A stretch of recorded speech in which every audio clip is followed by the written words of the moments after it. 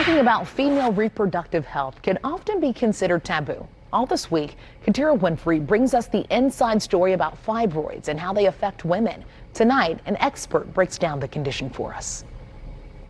If you think about every woman in the world, data estimates about 80% of us have uterine fibroids. Now, many will never have any symptoms, but for those who do, the impacts can be devastating. Now, for generations, women have been quiet, but now they are taking the reins, opening up about their reproductive health and what can be done to help.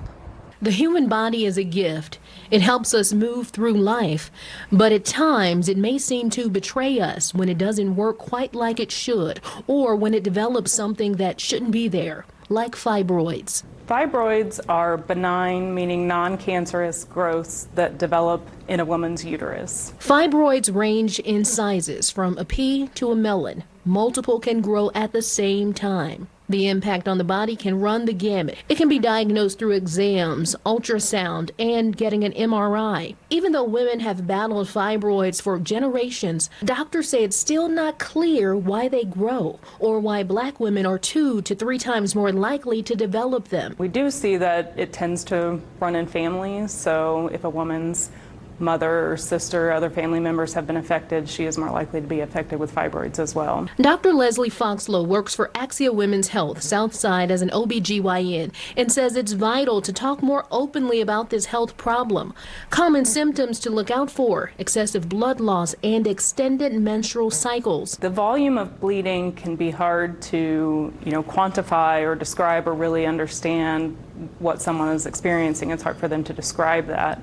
A lot of times we say if you're saturating a large pad in an hour or less, that is likely abnormal. She says fibroids can impact fertility as they can grow and take up too much space. As the fibroids grow in and around your uterus, it can also put pressure on the bladder and bowels, causing frequent urination and constipation, among other things. Some women have very heavy periods that can affect your daily activities.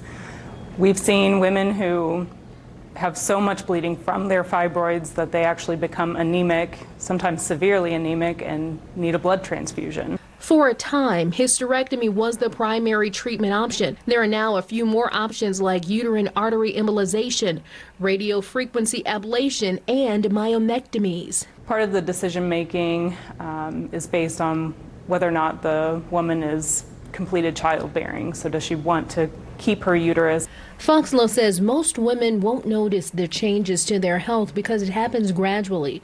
So it's important to talk openly so more women no longer suffer in silence.